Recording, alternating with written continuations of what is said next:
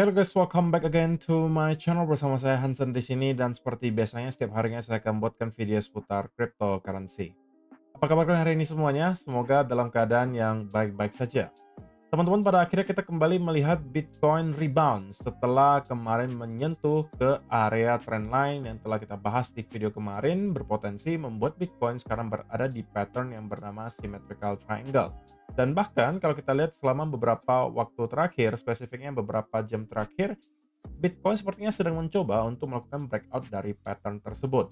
Nah, kita bakalan bahas lebih spesifik nanti dari segi price action-nya, apa yang kira-kira bisa kita expect berikutnya, dan juga beberapa data di belakang layar yang menurut saya cukup penting untuk kalian simak. Jadi pastikan kalian stay tune terus sampai akhir video. Nah, teman-teman, per hari ini kita melihat crypto global market cap itu berada di angka 3,28 triliun dolar atau turun sekitar 2,64%. Kalau kita melihat top 10 coin sendiri, keadaannya juga sebenarnya mix. Bagian ada yang hijau, ada juga yang merah. Dan yang menjadi top performer hari ini adalah Tron. Kenaikannya 1,05% ke 0,2761 dolar. So, itu adalah outlook sementara dari beberapa top coin yang ada. Sekarang kita langsung aja masuk ke beberapa data dan berita terbaru hari ini. Nah, seperti biasa teman-teman, saya akan lakukan update dulu untuk kompetisi trading saya bersama dengan Margex. Per hari ini teman-teman sudah ada 20 partisipan yang masuk di sini dan sampai dengan hari ini yang menjadi peringkat pertama itu masih di user ID 29552386. Dan kompetisi ini akan berakhir di tanggal 23 Mei. Untuk teman-teman yang masih pengen join itu masih bisa per hari ini. Kalian bisa langsung aja daftar ke Margex dan kemudian start untuk farming volume di sana. Ingat teman-teman, yang menjadi pemenang di sini bukanlah yang profitnya paling besar, melainkan yang volumenya paling tinggi. Tetapi kalau saya lihat teman-teman, persaingan yang lebih ketat itu justru yang memperebutkan juara kedua dan ketiga ya, karena rata-rata volumenya itu sangat dekat. Bedanya antara juara 2 dan juga juara 3 itu hanya terpaut kurang lebih 20.000 US dollar dalam bentuk volume, itu sangat kecil menurut saya. Kalau misalnya ada membuka posisi lagi beberapa hari ke depan, saya rasa kita akan bisa melihat beberapa yang berada di bawah ini bisa menyalip bahkan. Jadi kalau misalnya teman-teman yang merasa sudah cukup dekat volumenya dengan peringkat-peringkat di bawahnya, mungkin bisa consider untuk menaikkan lagi volumenya. Jadi ini kalian bisa screenshot aja atau kalian stop dulu, pause untuk ngelihat sekarang kalian sedang berada di posisi berapa dan juga seberapa dekat kompetitor kalian gitu ya yang berada di bawah. Jadi itu adalah yang pertama. Kemudian berikutnya teman-teman, kita melihat BlackRock itu sepertinya tidak berhenti ya melakukan akumulasi selama beberapa minggu terakhir.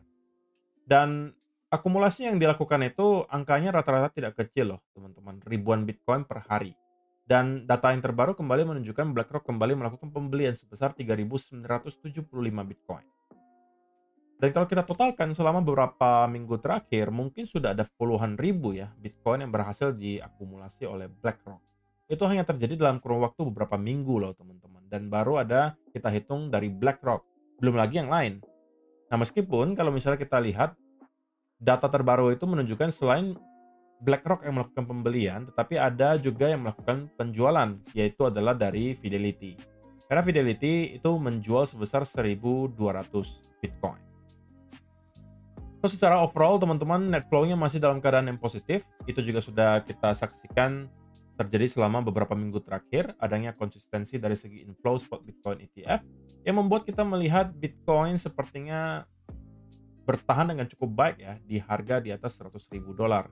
Karena permintaan yang sangat masif dan tidak hanya datang dari spot Bitcoin ETF, sebenarnya dari berbagai arah kita juga melihat banyak sekali perusahaan-perusahaan di dunia yang juga mulai menerapkan sistem dan juga merencanakan untuk melakukan akumulasi Bitcoin.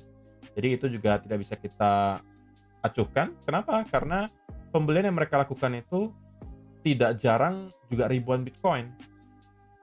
Jadi demand datang dari segala arah, sedangkan circulating supply yang ada dari Bitcoin itu sekarang tidak lagi terlalu tebal. Otomatis yang harus terjadi adalah harganya lambat laun akan mengalami kenaikan. Semoga ya kita bisa melihat ada konsistensi dari segi inflow melalui spot Bitcoin ETF dan yang lainnya supaya kita bisa segera melihat Bitcoin kembali ke all time high yang baru. Pertanyaan apakah Bitcoin akan kembali breakout ke all time high yang baru atau tidak, saya rasa jawabannya bukan soal apakah akan break atau tidak, karena saya rasa jawabannya menurut saya pribadi pasti akan breakout ke all time high yang baru. Cuma pertanyaannya kapan kira-kira hal tersebut akan terjadi. Nah, itu yang mungkin akan sedikit sulit untuk kita tebak.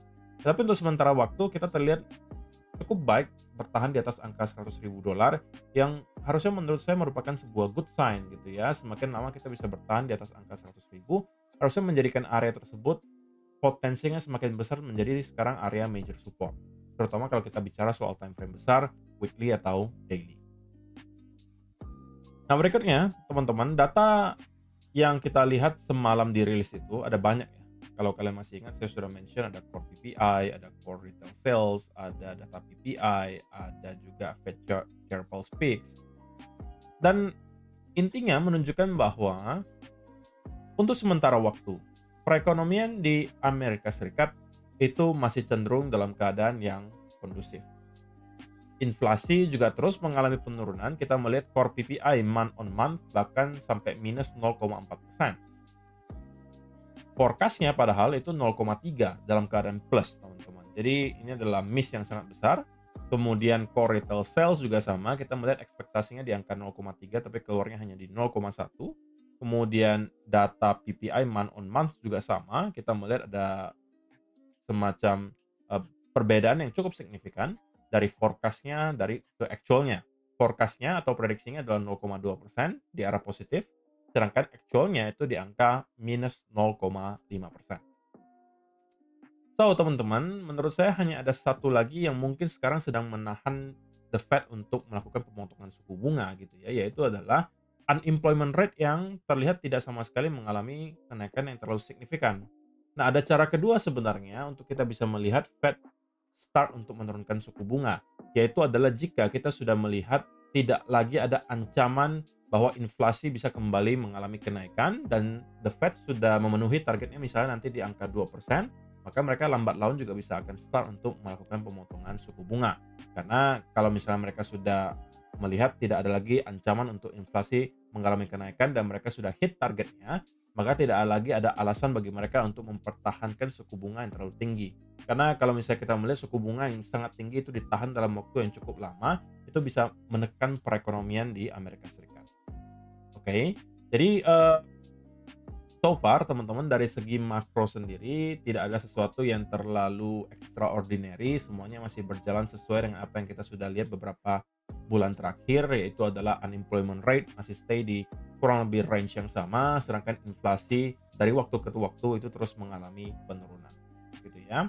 So teman-teman, sekarang kita bakalan bahas in terms of price action. Apa yang sedang terjadi ke Bitcoin selama 24 jam terakhir. Kita sampaikan di video kemarin bahwa ada potensi kita sekarang itu sedang membentuk yang namanya symmetrical triangle, dan kita perlu dua lagi sentuhan untuk semakin memvalidasi pattern tersebut.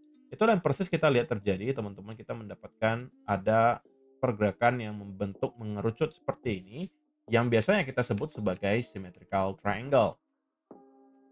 Dan ada berita positif dan juga negatif sebenarnya, teman-teman. Berita positifnya adalah Bitcoin sekarang terlihat berhasil untuk breakout di atas area symmetrical triangle tersebut. Ini adalah tentunya secara teori berita baik karena ada potensi kita bisa melanjutkan kenaikan dari sini. Tapi kalau saya zoom in ke time frame yang lebih kecil, teman-teman, maka kalian bisa dengan sangat jelas melihat bahwa breakout yang kita lihat terjadi di sini itu tidak disertai dengan momentum yang terlalu signifikan. Bahkan bisa saya katakan ini kenaikan atau breakout yang terjadi di sini itu cenderung sangat korektif. Nah, itu bagi saya adalah satu negative sign gitu. Jadi sekarang ada dua hal yang menahan saya untuk terlalu agresif masuk ke market. Yaitu adalah yang pertama, meskipun kita sudah melakukan breakout, tetapi kita tidak melihat breakout tersebut disertai dengan volume yang signifikan. Dan yang kedua, secara price action-nya juga menunjukkan bahwa ya momentumnya terlihat tidak terlalu deras. Kalau kita lihat breakout sebelumnya, teman-teman, itu selalu disertai dengan rally yang signifikan di sini. Kalian bisa melihat volumenya tinggi, di sini juga tinggi, di sini juga tinggi, ya kan? Breakout volumenya juga tinggi di sini. Tetapi kalau kita lihat yang kali ini ceritanya sedikit berbeda. Nah, tetapi itu tidak mengubah fakta bahwa kita telah berhasil untuk breakout. Maka kalau saya secara pribadi, teman-teman, saya akan prefer mungkin untuk kalaupun membuka posisi, posisinya akan sangat kecil di sini, teman-teman. Posisi apa yang saya buka? Ya, karena kita breakout dari symmetrical triangle ini, ada potensi kita bakalan bisa untuk melanjutkan kenaikan dari sini. Berarti saya akan membuka posisi long. Tetapi posisinya akan jauh lebih kecil daripada sizing saya yang biasa. Kenapa?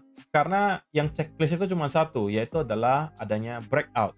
Checklist yang kedua itu adalah saya mau melihat breakoutnya disertai dengan volume. Nah, itu tidak ada di sini. Jadi dengan alasan tersebut, kalaupun saya membuka posisi, posisinya size-nya bakalan lebih kecil. Dan saya akan memprotek diri saya cukup ketat di sini untuk mengantisipasi. Kalau rupanya yang kita lihat di sini hanyalah sekedar pancingan untuk orang-orang kemudian buy dan kemudian kita kembali breakdown, yang artinya kita mendapatkan fake out, maka itu bisa menjadi tempat bagi saya untuk langsung keluar. Nah, kalau saya secara pribadi, kalau masuk di sekitaran area di sini, teman-teman, maka saya akan protect diri saya di bawah area trendline ini ya. Dan kalau trendline ini sampai jebol, itu saya akan langsung keluar. Tapi selama area trendline ini belum dijebol, maka saya akan anggap, oke, kita masih berpotensi untuk meneruskan kenaikan dari sini, karena ada tercipta semacam trendline di sini, teman-teman. Oke, jadi itu yang sekarang sedang saya coba untuk lakukan. Saya building position long, tetapi sizingnya tidak besar, karena sekali lagi penjelasannya adalah, meskipun kita breakout, tapi breakoutnya tidak disertai dengan price action yang mendukung gitu ya. Kita mau ada breakout itu disertai dengan momentum yang untuk sementara itu tidak bisa kita lihat. Contohnya gimana? Kalau misalnya ada momentum itu, kalau misalnya teman-teman lihat breakout yang di sini, nah itu adalah salah satu contohnya gitu ya. Kita breakout itu dengan manner yang meyakinkan gitu ya. Kita melihat ini spike-nya tinggi-tinggi, kenceng-kenceng banget, dan itu adalah salah satu indikasi breakout yang valid gitu dan breakout yang ideal. Nah, sedangkan kalau yang kita lihat sekarang itu sedikit berbeda cerita. Meskipun bukan berarti breakout ini sudah pasti tidak valid ya, nggak juga begitu. Tetapi ya karena checklist-nya tidak dapat semua, ya sizing-nya aja yang saya mainkan gitu. Dan saya menargetkan ya kalau memang ini adalah valid breakout, minimal kita akan kembali ke area 105.800 atau bahkan kita kali ini bisa membentuk area high yang baru. Oke. Tetapi kalau ternyata memang kita kembali jebol di bawah area trendline ini, maka itu adalah invalidasi dari senario bullish kita dan kita harus bersiap untuk melihat Bitcoin kembali nge-retest minimal ke area lower trendline di sini atau bahkan kita bisa breakdown dan membentuk yang namanya wave kedua di sini.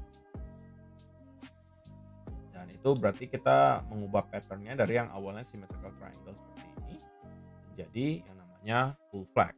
Tapi regardless, sebenarnya hasilnya untuk midterm ya sama aja, bahwa kita masih akan kemungkinan melanjutkan kenaikan dari sini.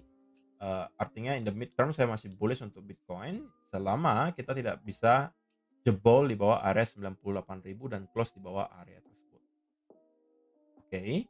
So, saya rasa itu aja sih yang mau saya sampaikan di video hari ini, teman-teman. Semoga bisa bermanfaat untuk kalian semua. See you in the next video. Bye-bye.